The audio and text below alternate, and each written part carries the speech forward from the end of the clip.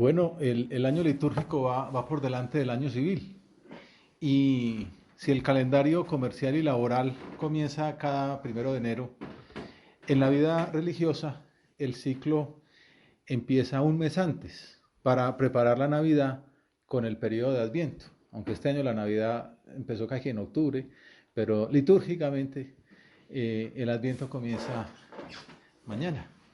Durante este tiempo disponemos nuestro corazón para sacar provecho interior del nacimiento de Jesús. A lo largo de la primera semana, muchas personas acostumbran contemplar de modo especial la vida de la Virgen, haciendo una novena, la novena de la Inmaculada, para preparar la primera solemnidad del año litúrgico, que es la Inmaculada Concepción de María, el 8 de diciembre. ¿Qué mejor manera de comenzar este tiempo del Adviento que de la mano de Nuestra Señora? Preparamos la celebración del nacimiento tuyo, Jesús, considerando las glorias con las que tú mismo quisiste coronar a tu madre. Durante esos 9 días podremos alabar al Señor por haber preservado a la Virgen libre, como dice la bula en la que el Papa Pío IX proclamó este dogma, la Ineffabilis Deus, como ustedes saben, eh, dice que el Señor la preservó libre de toda mancha de la culpa original en el primer instante de su concepción. Ya lo celebraremos en su momento con una buena fiesta, pero de momento empezamos el lunes esa novena ofreciendo a la Virgen un esfuerzo para poner más diligencia en la oración, en el trabajo cotidiano y en las pequeñas mortificaciones voluntarias. Esa es la costumbre que hay en la obra, más que hacer cosas externas que también se pueden hacer, ahora pues menos con esta situación en que estamos, pero sí un empeño personal por cuidar más la oración, el trabajo y pequeñas mortificaciones para ofrecerle a la Virgen como una manera de irnos preparando. Como algunos de ustedes saben, estas novenas en otras ocasiones las hemos vivido en el proyecto social universitario. Ahora pues lo hacemos de otra manera, pero que ese intento de tratar mucho a María, de preparar muy bien esa fiesta, que sea como una manera de arrancar muy bien la preparación de la Navidad, la mejor manera de comenzar el periodo de Adviento de un nuevo año litúrgico. Y el primer domingo de Adviento, que es mañana, ya estamos en él porque desde las vísperas se conocen cómo son las fiestas. Muchas veces ocurre durante la novena, marca entonces el inicio de un nuevo año. Y la misa ya cambia, cambiamos los colores, ya se acaba el verde, pasamos a morado, ya se deja de decir el Gloria en la misa del domingo. Algunos lo ven como una especie de pequeña cuaresma, ¿no? Que no es lo mismo, pero sí es un tiempo especial de preparación para la Navidad, así como la Pascua tiene ese tiempo de cuaresma para preparar el centro de la celebración del misterio cristiano. Y hay dos prefacios para el tiempo de Adviento, y el primero dice que se trata, el prefacio de la misa, se trata de poner la mirada en el misterio de la encarnación de Jesús. En el misal dice, Cristo a quien todos los profetas anunciaron. La Virgen esperó con inefable amor de madre. Juan lo proclamó ya próximo y lo señaló después entre los hombres. Este es el Cordero de Dios.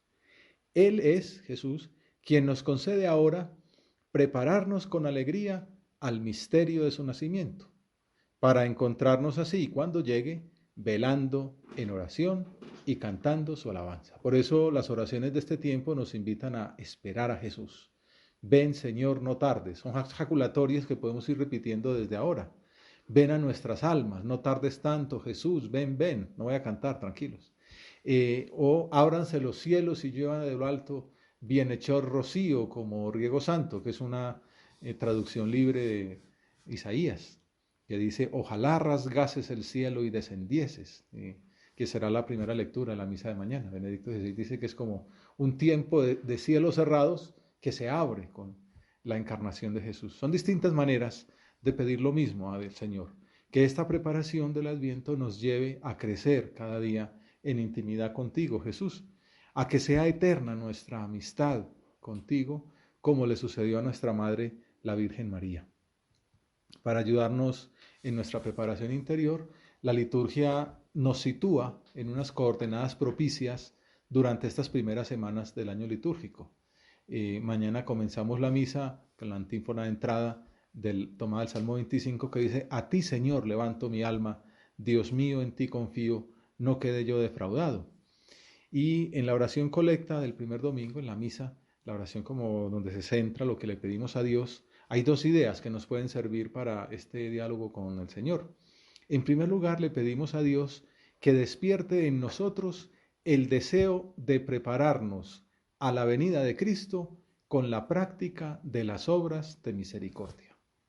Una súplica que nos sugiere una manera concreta de disponer nuestras almas para la Navidad.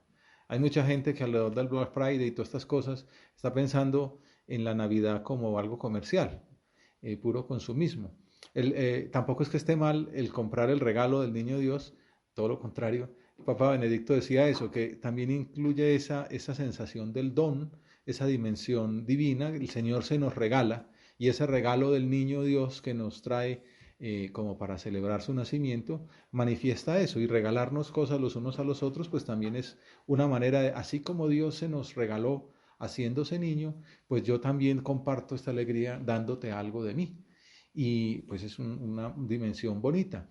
Pero entonces nos hace ver la liturgia que también un poco lo que dice el Evangelio, no solamente darle al que nos puede dar un aguinaldo de retorno, sino también darle al que no tiene quien le regale. Y es una de esas dimensiones de las obras de misericordia navideñas tan bonitas en las que muchos de ustedes participan, y podemos seguir haciendo cosas en este sentido de aquí a la Navidad, de llevarle, por ejemplo, regalos a niños pobres, niños necesitados, gente que necesita. En general, con esta súplica se nos sugiere una manera concreta de disponer nuestras almas para la Navidad, con obras de caridad.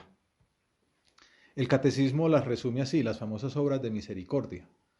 Dice: son acciones caritativas mediante las cuales ayudamos a nuestro prójimo en sus necesidades corporales y espirituales. No sé si a ustedes les tocó, cuando era pequeño, hace poco tiempo, me tocaba aprenderlas de memoria. Pero bueno, aquí son muy resumiditas. Dice: instruir, aconsejar, consolar, confortar son obras espirituales de misericordia, como también lo son perdonar y sufrir con paciencia. Instruir, aconsejar, consolar, confortar, perdonar, sufrir con paciencia. 6 obras de misericordia espirituales. Y las obras de misericordia corporales consisten especialmente en dar de comer al hambriento. Ayer estuvimos en la distribución de 450 almuerzos en el barrio Bolívar 83, y muy bonito pues ver esos hermanos nuestros recibiendo ese regalo. Y muchos de ustedes pues se unieron ahí espiritualmente, han compartido la alegría de poder estar en ese tipo de actividades. Pues seguir pensando cómo poder hacer: dar de comer al hambriento, dar techo a quien no lo tiene, vestir al desnudo, visitar a los enfermos y a los presos, enterrar a los muertos. Entre estas obras, concluye el catecismo, la limosna hecha a los pobres es uno de los principales testimonios de la caridad fraterna, además de ser una práctica de justicia que agrada a Dios.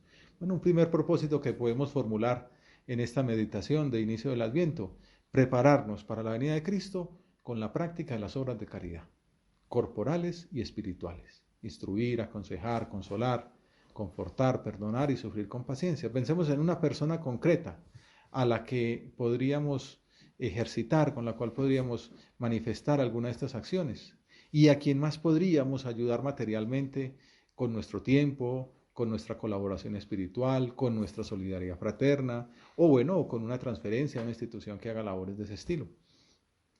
Hace una semana el Papa Francisco entregó la cruz de la JMJ a un grupo de jóvenes que se preparan hacia el encuentro en Portugal en el 2023. Esperemos que para entonces ya haya libre tránsito, ¿no? Pues nos acordamos, me venía a la mente una foto que tengo por ahí que quizá usaré para el podcast, de cuando un grupo de ustedes estuvieron ahí en Panamá junto a la JMJ, junto a la cruz, que ahí estaba pues Isacio, Carlos Guaraco, etcétera, ¿no? Y el Papa recordaba una famosa anécdota relacionada con los efectos de las obras de misericordia.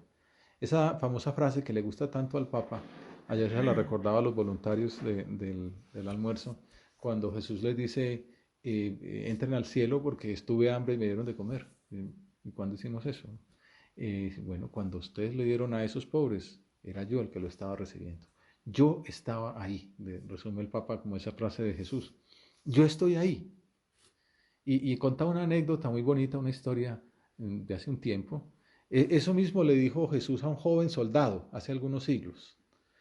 Un muchacho de 18 años, que todavía no estaba bautizado, un día vio un pobre que le pedía ayuda a la gente, pero no la recibía, porque todos pasaban de largo, como la historia del buen samaritano. Y aquel joven soldado comprendió, dice su biógrafo, que si los demás no tenían compasión era porque el pobre estaba reservado para él. Que bueno, decimos, ese es mi pobre, Dios me lo tiene guardado para mí. Y sin embargo, no tenía nada consigo. Pues como era soldado, pues no tenía. Lo único que tenía era la capa, que era como el orgullo de los militares, de algunos se acordará la anécdota. Y entonces no se le ocurrió otra cosa que sacar la espada y rasgar por la mitad aquella valiosa capa. Y le dio una mitad al pobre, mientras todos sus amigos se burlaban por ese gesto que estaba teniendo. Y la noche siguiente tuvo un sueño. Vio a Jesús vestido con el trozo de la capa con que había cubierto al pobre. Y lo escuchó decir, Martín, que así se llamaba el soldado en cuestión, Martín, me has cubierto con este vestido. San Martín de Tours es el que hizo esta famosa obra de caridad. Era un joven, dice el Papa, que tuvo aquel sueño porque lo había vivido, aún sin saberlo, como los justos del capítulo 25 de San Mateo. ¿Cuándo tuve yo aquello? Cuando hiciste aquella obra de caridad, la hiciste conmigo. Y entonces el Papa aprovecha este relato, esa anécdota tan bonita de la obra de misericordia de San Martín, para hacernos una invitación a los jóvenes de ahora. Queridos jóvenes, no renunciemos a los sueños grandes. Ahora que comienza el Adviento, que comienza un nuevo año, qué bien nos viene esta invitación. No nos dejemos apocar por las circunstancias que estamos pasando, por la pandemia, por lo que sea. No renunciemos a soñar en grande. No nos contentemos con lo que es debido. El Señor no quiere que recortemos los horizontes. No nos quiere aparcados al margen de la vida, sino en movimiento hacia metas altas, con alegría, con audacia. No estamos hechos para soñar con las vacaciones o el fin de semana. Que uno a estas alturas de la vida esté pensando es, ¿dónde me voy a descansar? Estamos hechos para realizar los sueños de Dios en este mundo. Esta es una idea que sé que le gusta mucho al Papa. Todavía recuerdo que con algunos de ustedes ahí en Panamá lo escuchamos cuando hablaba de la Virgen, diciendo, la Virgen cumplió los sueños de Dios. También lo ha dicho ahora que hubo esa polémica sobre el matrimonio, decía, el sueño de Dios para la familia cristiana es un matrimonio de un hombre y mujer abiertos a la vida y para siempre. Bueno, el sueño de Dios para mí. No estamos hechos para soñar en un paseo, no estamos hechos para soñar con un regalito, estamos hechos para soñar los sueños de Dios. Aquel muchacho, aquel joven soldado, pues sí, tenía esa inspiración, ese deseo de más. Y por eso le salió natural compartir lo que tenía, partir su capa y dársela a aquel pobre harapiento que resultó ser Jesucristo. Y terminó siendo, no un simple soldado con una cierta carrera militar, terminó siendo un santo. Y varios siglos después lo estamos recordando en Colombia. Qué bueno que entre ustedes, entre los que estamos aquí reunidos en este rato de oración alrededor del mundo digital, haya muchos santos de ese estilo. Y que dentro de varios siglos alguien pueda estar predicando de un joven que en un adviento se convirtió, empezó a soñar los sueños de Dios. Ese Dios que nos ha hecho capaces de soñar para abrazar la belleza de la vida. La juventud es un tiempo de grandes ideales, de grandes sueños, de aspiraciones inmensas. Y cuando a veces buscamos satisfacer placeres así como pequeños, en el fondo estamos buscando algo grande y nos equivocamos como de foco y miramos, no sé, una hormiguita pensando que es una cosa muy grande cuando hay cosas mucho más gigantescas. Pues, ustedes me entienden, me estoy refiriendo a las tentaciones que el demonio nos pone, que nos hace pensar que ahí está la felicidad en un pedazo de carne, ¿no? Chapoteando en tentaciones que lo único que nos hacen es hacernos perder la verdadera felicidad. Por eso el Papa nos invita a levantar la mirada, a soñar en sueños grandes, en el servicio a los demás, en dedicar la vida como hizo Jesús, que es lo que vamos a meditar, que Jesús se bajó del cielo, se encarnó, se hizo hombre para mostrarnos el camino de la felicidad, que consiste en darse a los demás, en hacerse pequeño, en hacerse niño pobre, en hacerse niño, como diría el Papa, de la periferia, de una familia campesina, incluso de una familia desterrada, como le tocó en Egipto, y luego crecer como un huérfano, pobre, viviendo al día y morir en una cruz como un condenado, por amor a los demás. Y ese es el camino que nos muestra. Él nos ha hecho capaces de soñar para abrazar la belleza de la vida. Y las obras de misericordia son las obras más bellas de la vida. Todos recordamos la alegría que sentimos cuando compartimos algo que teníamos, cuando hemos dado de nuestro tiempo, cuando hemos participado en un proyecto social, en una catequesis, en una visita a una familia pobre, cuando hemos salido de nosotros y nos hemos entregado a los demás. Ni qué decir los que pues tienen pues el don de la vocación, cuando el Señor nos ha llamado, nos ha mostrado una senda de realizar nuestra existencia al servicio de los otros. Es un don gigantesco. Hoy estamos celebrando un aniversario de la obra como prelatura que le agradecemos a Dios. Y si alguno tiene esa inquietud en el corazón, también es un momento para decir, Señor, muéstrame más clara esa vocación. ¿Dónde quieres que me entregue? Yo quiero entregar mi vida al servicio de los demás. Es el mejor desarrollo, el sacarle más jugo a esos talentos que me has dado. Muéstrame por dónde quieres y dame la gracia para ser generoso y para tomar esa decisión pronto, cuanto antes mejor. Las obras de misericordia, al gastar la vida al servicio de los otros, van precisamente al centro de nuestros sueños grandes. Si tienes sueños de gloria verdadera, nos dice el Papa, no de la gloria del mundo que va y viene, sino de la gloria de Dios. ¿Quién sabe cuál era el general de aquella división de Martín? Nadie. Pues habrá que buscar, hacer una investigación, encontrar, por ahí puede salir, pero no sale. ¿Quién era el general de esa división francesa? No. En cambio sabemos quién era aquel pobre soldadito, San Martín de Tours. Si tienes sueños de gloria verdadera, no de la gloria del mundo que va y viene, sino de la gloria de Dios, este es el camino. Lee el pasaje del capítulo 25 de Mateo y piensa en esto, porque las obras de misericordia dan gloria a Dios más que cualquier otra cosa. Escucha bien esto, las obras de misericordia dan gloria a Dios más que cualquier otra cosa. Al final de la existencia, al final del mundo, el día del juicio, seremos juzgados sobre las obras de misericordia. Bueno, pues esa es como casi que la idea central.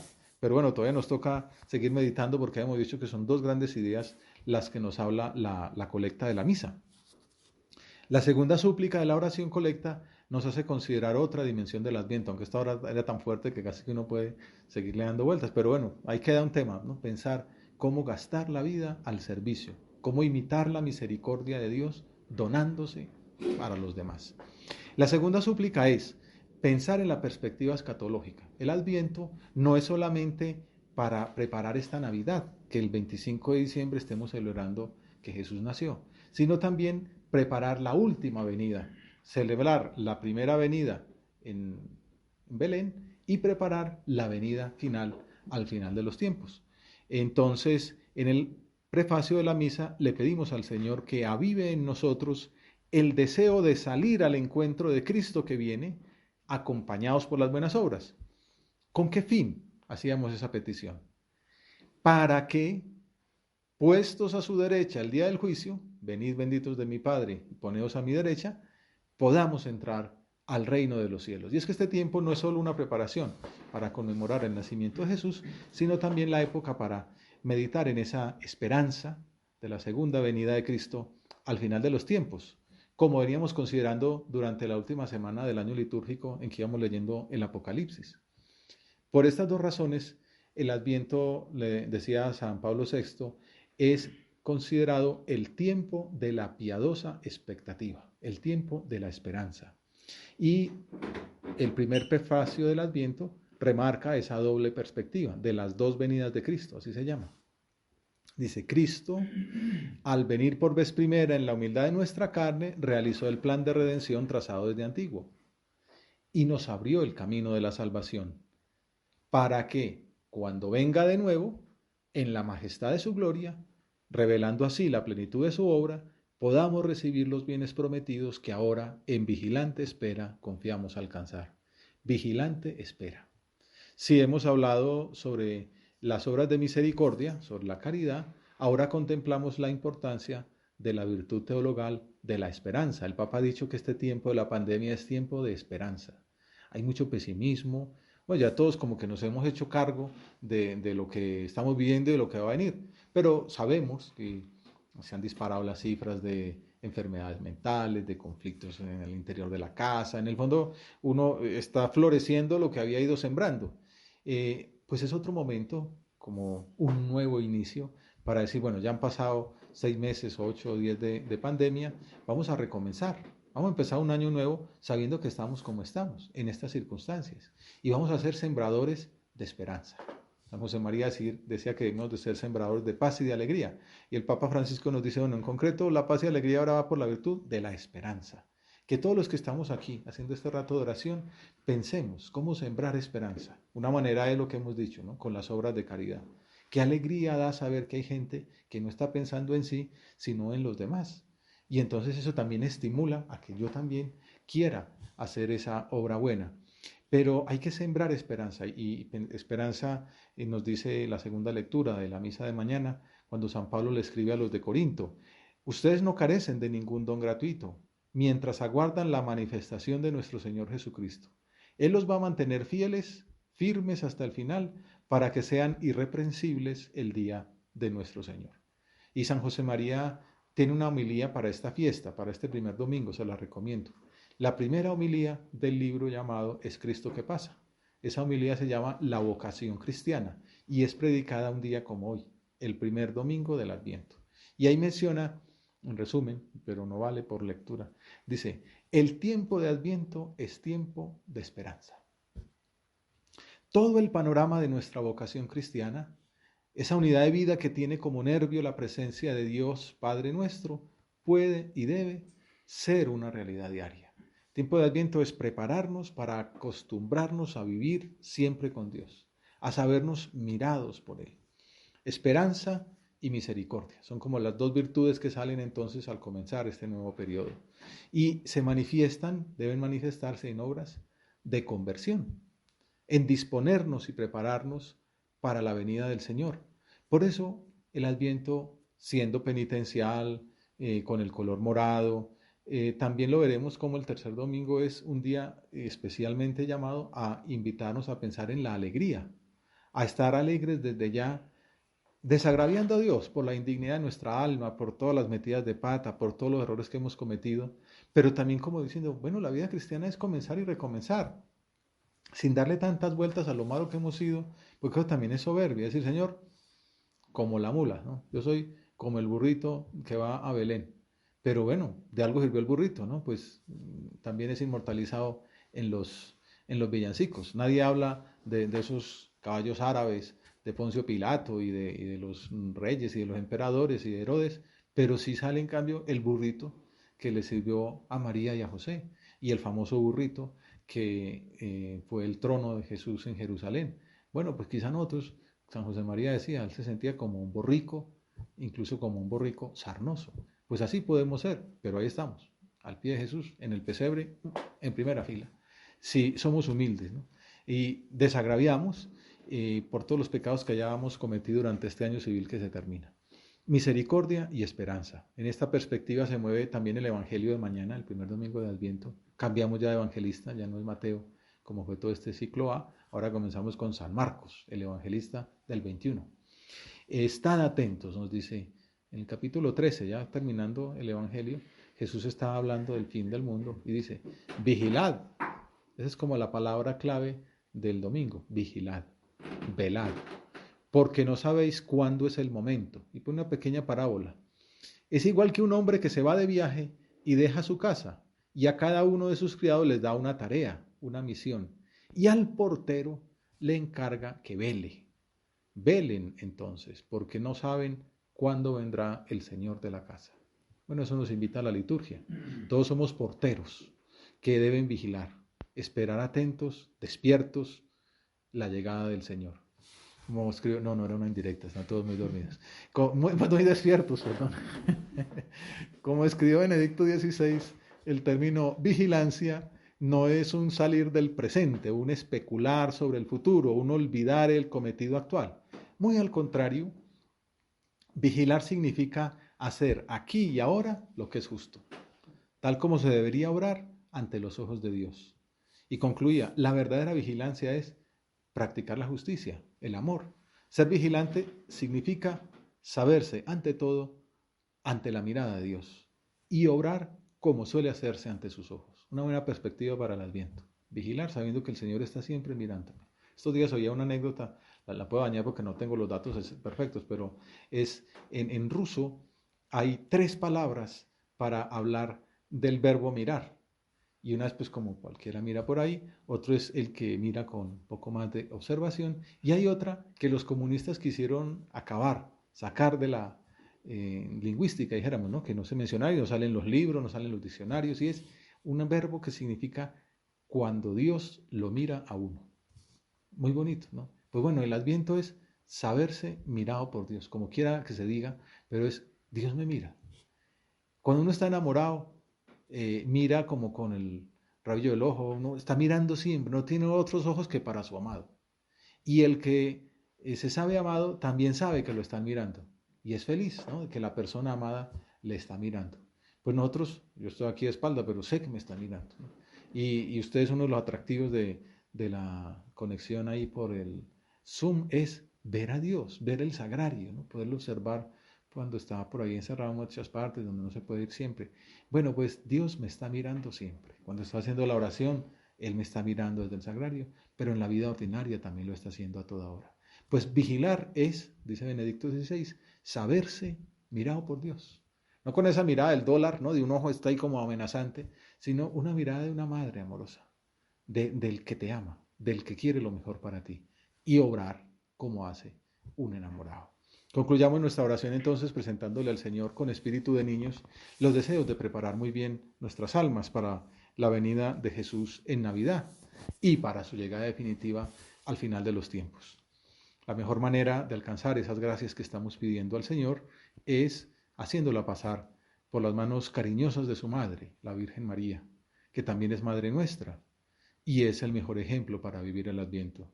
¿Cómo se prepararía ella para la inminente llegada de su Hijo? ¿Cómo sería el Adviento de María? ¿Cómo estaría ella el 28 de noviembre si fuera que el nacimiento fue el 25 de diciembre? ¿Cómo estaría ella un mes antes, sobándose la barriga, escuchando esas pataditas del niño Jesús, cantándole cosas bonitas? Bueno, pues que nos ayude a nosotros también a dirigirnos a Él. ¿Cuántas oraciones cariñosas le diría al niño que sentía en su vientre? ¿Cuántos sacrificios en la vida diaria en medio de la pobreza de su hogar? Nuestra Señora del Adviento intercederá ante la Trinidad Santísima de tal modo que, como decíamos en la oración, despierte en nosotros el deseo de prepararnos a la venida de Cristo con la práctica de las obras de misericordia y que, puestos a su derecha al día del juicio, podamos entrar en el reino de los cielos. Te doy gracias, Dios mío, por los buenos propósitos, afectos e inspiraciones que me has comunicado en esta meditación. Te pido ayuda para ponerlos por obra. Madre mía Inmaculada, San José, mi Padre y Señor, Ángel de mi guarda, interceded por mí.